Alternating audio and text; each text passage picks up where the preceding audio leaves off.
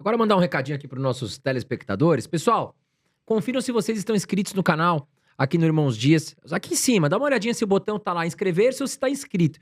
Porque o YouTube fez uma limpa aí, tem muita gente falando que tava inscrito, do nada não tava mais, então dá uma conferida, tá? E não esquece, já aperta o botãozinho de curtir aí que ajuda muito a gente manter esse canal gratuito. Agora eu quero fazer uma pergunta pros dois. Vamos falar um fundo cada um que vocês levariam pra aposentadoria de vocês, olhando o cenário de hoje. Aquele fundo que vocês falam, puta, esse aqui é muito bom, esse aqui paga um rendimento legal, se for tijolo tem imóveis interessantes.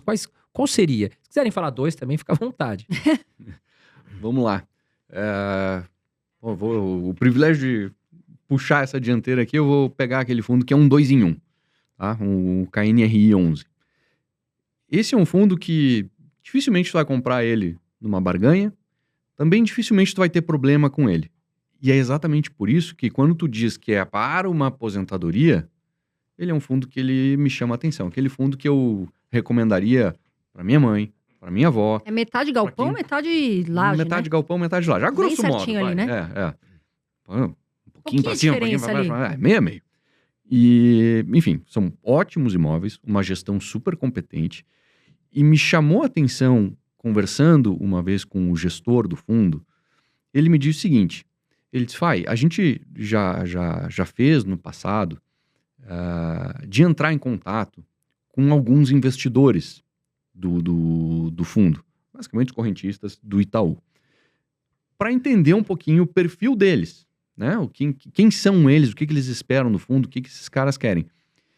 E ele disse que, ele conversou com um monte de gente, e ele disse que, cara, eu conversei com uma senhora de idade que ela literalmente vivia com a renda que ela recebia dos fundos imobiliários e o KNRI era uma grande posição que ela tinha. Então, uma oscilação ali na renda, para ela fazia uma diferença muito grande.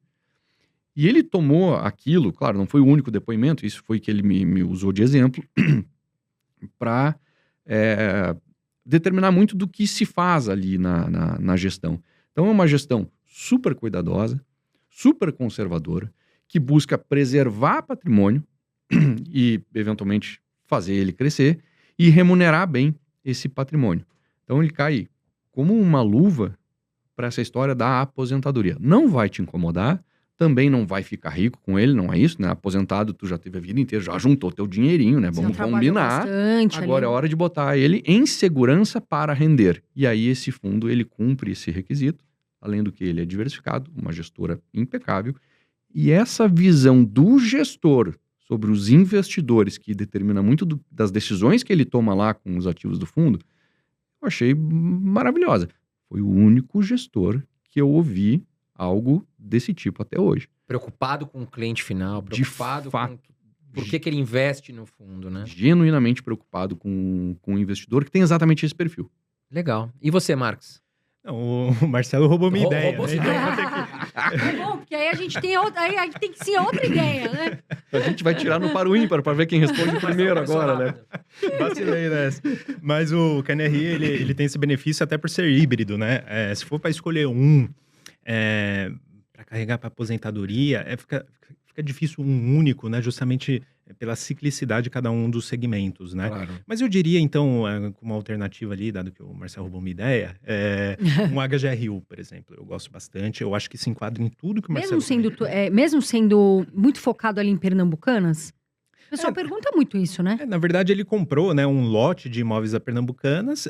Não acho que é uma concentração tão significativa assim, mas vem reduzindo porque ele vem realizando a venda individual de cada um desses imóveis e oferindo, assim, rentabilidades de 2 dígitos, muito acima da inflação. Um dividendo super alto, né, recentemente. E ele tem essa configuração da proteção patrimonial. Desculpa eu te interromper, mas aqui a Pernambucanas foi uma transação muito emblemática. E a turma acha, nossa, tem uma super concentração em Pernambucanas. Pernambucanas é a 3ª maior receita do fundo. Exato. A 3ª. Então, a preocupação não é Pernambucanas. Mas é que, como foi... Todo mundo tem essa impressão, porque foi uma transação emblemática. Mas ele tem antes Carrefour, se não me engano, e a Edux, né? Isso. Antes da Pernambucanas. Então, nem é ela. É um fundo maravilhoso, super diversificado. Tem muito ativo, né? Exato. Genial. E ele vem fazendo essas vendas a condições muito interessantes. E olha que legal, né? O gestor, né? Ele faz toda a diferença, assim, para fundos imobiliários também, né? Então, a jogada dos caras foram basicamente comprar um lote de 60 e tantos imóveis pernambucanos com uma condição bastante interessante. E aí, beleza, compramos de um grande investidor, né, e pagamos um preço que a gente entendeu que era barato. E aí ele começou a vender individualmente esses imóveis para pequenos investidores daquelas cidades, né? Então a gente no Brasil ainda tem muito disso, né? Sim. Então o investidor, muitas vezes assim já consolidado, quer um imóvel para sua aposentadoria, né? E né, daquela região, ele gosta de comprar imóveis na região onde ele reside, do interior de São Paulo, por exemplo. E esse cara topa pagar mais caro por um imóvel que vai trazer o conforto que ele procura. E aí vem sendo feitas essas vendas a preços mais elevados, destravando o ganho de capital acima da inflação para os cotistas, vem sendo distribuído. Um negócio que eu acho muito legal da CSHG, vamos ver se isso se mantém, né, daqui em diante com essa movimentação para o Pátria, mas é basicamente distribuir os ganhos extraordinários só no final do semestre para trazer a previsibilidade, né, do pagamento de rendimentos para os seus cotistas, que configura também no que o Marcelo comentou, dessa importância, né, para o investidor que está procurando ali uma estabilidade dos seus rendimentos para a aposentadoria. Então acho que se qualifica bastante nisso. E os imóveis de varejo em questão, eu entendo assim que a ciclicidade deles é diferente, assim, por exemplo, de lajes corporativas, que é super sensível à atividade econômica, né, o próprio logístico, que tem uma dinâmica diferente. Então, eu viria com essa ideia aqui, se fosse para dar uma dica, a HGRU muito em função disso. Agora, é um fundo que ele não está negociando hoje a um preço super atrativo. Eu esperaria um segundo momento, porque ele vai chamar uma emissão de cotas em algum momento aí nos próximos meses, né, como ele vem negociando bem acima do patrimonial, mesmo com custos associados ali à emissão, deve vir a uma condição mais interessante do que o atual patamar de preço. Mas é um fundo que realmente eu entendo que é para carregar para longo prazo mesmo. Eu até ia fazer um adendo aqui de duas coisas que eles falaram, que é, o pessoal, KNR11. Muita gente fala assim, vou colocar minha reserva de emergência lá. Não, ok? Porque ele não oscila tanto, dá para eu colocar lá se eu precisar. Não. Mais uma vez, tá, pessoal? Não é para colocar, eles sabem, no KNR11 reserva. E outro adendo a gente acabou de falar que é aposentadoria. Ou seja, fundo imobiliário, a gente vai ver o quê? A renda passiva, os dividendos que você vai ganhar. Então, cuidado, porque a gente tá vendo muito gira-gira de carteira. Vou vender esse aqui que tá caro, vou comprar. E às vezes a pessoa não tem experiência. Então, fundo imobiliário não é, vou vender daqui 2 dias.